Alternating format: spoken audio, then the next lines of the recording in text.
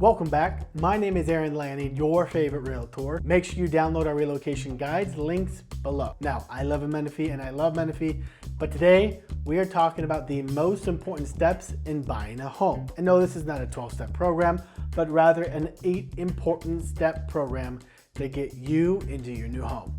Let's go.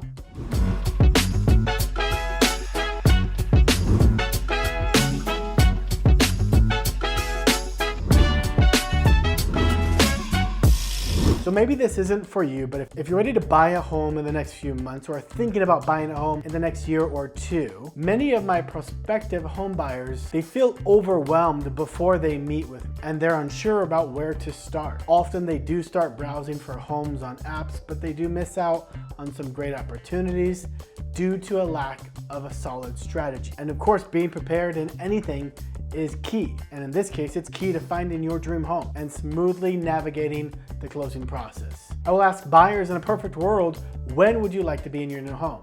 And when I hear 3 to 4 months, right now would often be the sweet spot to get ready to buy in 3 to 4 months. If their timeline is any longer, then the only things you can really do if your timeline's 1 to 2 years out is making sure your credit is and stays good. Quick pro tip, you can go to lifelock.com, sign up for the free trial, check your own credit score, and before you dispute any issues or pay down any debt, I highly recommend talking to a lender to see what they can do or what they think they can do and how to help you and your credit get up. They can run a simulation called a rapid rescore, and they can tell you what to pay and what not to pay and how much to pay. So let's dive into the playbook for buying a home. The playbook can be broken down into 3 simple stages: planning, home searching, and closing. Now, the planning involves maybe 10 to 15 days where we find out what your budget is with the help of a lender, zero in on a home search online, and the homes in the area that you want to see. This is basically getting you approved. Now, the home search, this can last 1 to 2 months, and obviously this is just out seeing homes. We usually want to budget 30 minutes for each home, and I just need 1 day notice and I'll get everything set up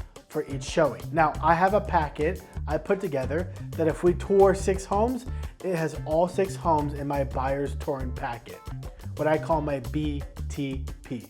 Everyone gets one, and when I train a new agents, this is a must to help your clients understand the touring process. Inside the buyer touring packet, all the info on those homes, the area, the schools with ratings and restaurants info, it's all there. Even though I think most of us use Google to find good restaurants, but it's nice to have this at a glance as you're touring homes. This packet will also have local market trends in the back, like days on market, list to close prices, and much more info. Critical info to know if you're gonna write an offer on that house. Every buyer that has ever worked with another real estate agent before me, when they see my buyer touring packet, they love it. And the majority of them have literally never seen one before. So it blows my mind that agents do not do this. Now, the closing process, this can last 30 to 45 days, but 30 days is pretty standard. So when you get your offer accepted, mentally, you should understand that in 30 days, this is your home unless we need to cancel. And also, most buyers do not know that if you close this month, then next month you won't have a mortgage, and the following month, your mortgage payment will start. In my area, that's the standard. So let's dive into my 8-step buyer success program. Step number 1, we're gonna dive into your budget. Now, the magic starts with knowing your budget and obviously how much of a home you can afford. And there are tons of mortgage calculators out there, and they are rarely right, but sometimes they are close enough. So let's do this simple exercise together. Write this down. You make $100,000, for example. Your DTI, debt to income ratio, can vary depending on the loan program you go with. But the highest debt to income ratio out there is 50%, at least right now, for some FHA insured loans. So take the $100,000, divide it by 50%, and you should see the number $50,000 left. Yeah, well, hey, I'm really sorry. Then divide that number by 12, and you should have a total of $4,166 left over. That is the allowance for your mortgage. You can't go over that amount. This is assuming you don't have any other debt, because any other debt just eats into your debt to income ratio. Now, this is a crude example, but a mortgage pro will go over the fine details with you. Step number 2, pre-approval journey. The pre-approval is your ticket to knowing you can secure a mortgage and figuring out the best loan type for your situation. This allows you to get a crystal clear view of the numbers, your maximum purchase price, monthly payment, interest rate, closing costs, and down payment. But this is very important right here. This quote, your pre-approval, is only based off of today's current interest rates. So if rates change, so will these numbers. I have several lenders I partner with that are good at keeping you in the loop on your quote when rates change. Step number 3, we're gonna start separating your wants versus your needs. You want to be in Marietta, but Menifee would work. You want landscape done already, but you need a single story. You want 4 bedrooms, but 3 bedrooms with a den would work. You want an updated kitchen, but you need the flooring to be upgraded, and you can do the kitchen later. We have to separate wants and needs. And writing down what you need is vital to me, not only setting up the alerts correctly, but as I preview homes all day, every day, I will see your home probably before I take you to it. So this helps me know exactly what you are looking for. Step number 4, smooth transition planning. So we have figured out your wants and needs. We have you pre-approved, but right now we're gonna focus on how you'll move from your current living situation, if you're renting or if you're thinking about selling. This is where this extra planning needs to happen before we write an offer. And I'm here to help you with it, but if you're living with your parents or something else, there's not too much to worry about here. You're in a comfortable spot, but for renters, the big question is, how will you end your lease? Does it match your timeline for buying a home? Or will you need to handle both rent and a new mortgage at the same time? Definitely don't advise that. So are you able to wait until your lease is done? Whatever the case may be, it's a part of your plan. You can also talk to your landlord and explore the idea of ending the lease early with an upfront payment.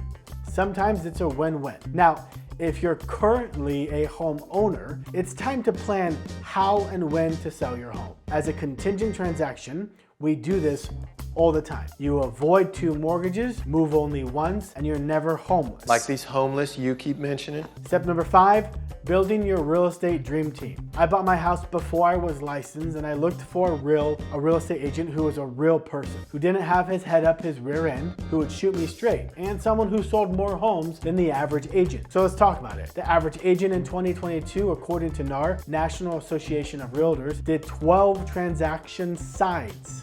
One transaction has 2 sides, a sell side and a buy side. So in theory, this could mean the average agent has done 6 transactions for those states that allow dual agency, like California. On the flip side, some agents with hundreds of homes sold often have 2 to 3 people underneath them helping them or straight out doing the work for them. So I made sure that I wasn't gonna go to hire a pro and then get handed off to a rookie. So part of my team is a transaction coordinator, a good title rep, and then a host of other vendors that can help keep our escrow smooth, but you will only be working with me. Step number 6, time to tour home. We know your budget, you're prepared for that transition, we know your wants and needs are dialed in, and you know you have one of the best agents in your corner. Depends. Where is the nearest home? What do you think? It's a big. Now we go look at houses. We'll tour as fast or as slow as you want. I welcome going back to a house you really like to walk through it again before we write an offer. Many of my clients say that really helped them decide to write an offer or to pass. Also, you really want to understand certain communities in this area have higher taxes. So even if you're approved for $650, if you use a lender that I don't know, I'm gonna make sure that tax rate for $650 is right around 1.8%. That's the allowance in the tax rate that lender needs to give you. So this can really stretch your pre-approval if they only approve you for 1% at $650. And of course, an HOA is on top of that. These things can blow the deal. So as we're looking at homes, I'll make you aware of this. Step 7 is simply make an offer. So you're going to buy a subscription? This is time to make the dreams come true. Will your dreams come true? We found you the perfect home. Checks off many of your boxes, if not all of them. Many times as we're walking through the house, I know my clients want to make an offer before they even tell me. I'm reading your body language. And once we do this, we get into the closing process of this buyer program. So here's diving a little deeper into step 7. Number 1, like I said, I already kind of know you might want to write an offer. I'm reading your body language, your verbal and nonverbal cues. But I will ask you, just to confirm my suspicion. Number 2, in 7, crafting your offer, we're gonna decide if you want to match the seller's list price or offer something different. We'll be talking about length of the contract, the price, the home warranty, the title company, inspections, contingencies the seller may have, the appraisal details. You're gonna understand the majority of this before we write the offer. Number 3, on point 7, we're gonna negotiate with grace. The seller might come back and forth with different terms and price. They're suggestions. Don't take it personal. It may be price and terms we don't agree with. We can move on, decline, or counter them. Number 4, under step 7, we're gonna seal the deal. If both of you guys agree, congratulations, you're officially in escrow when that paperwork is signed. Point 5 in step 7, the most important thing I tell buyers is we have 17 days to do all of our inspections, and you can cancel within those 17 days and get your earnest money back in the state of California. Obviously, we would want to have a semi-good reason to cancel, but don't worry about losing any money with me. I've never had a client lose money as long as we cancel in those first 17 days. If it's after those 17 days and we cancel, things get a little dicey, but I still have never had a client lose their earnest money deposit. Point 6 in step 7, your earnest money deposit is usually 1% of the purchase price. So on a $600,000 purchase, that's $6,000, and that's due in the escrow account within 3 business days of opening escrow. Escrow will get your information and they'll reach out to you directly.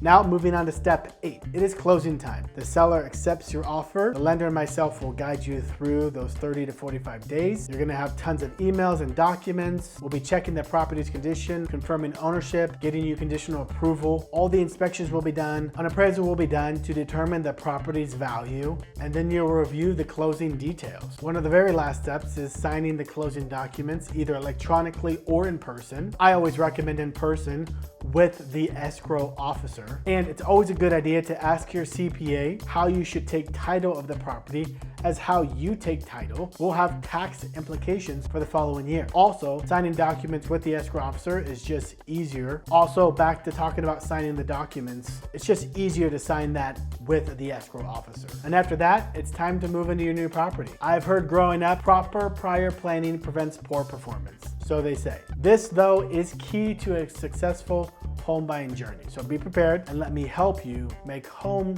ownership a reality for you and your family. That's all I have for you folks. If you found this video helpful, please like, comment, and subscribe, and I'll see you in the next one.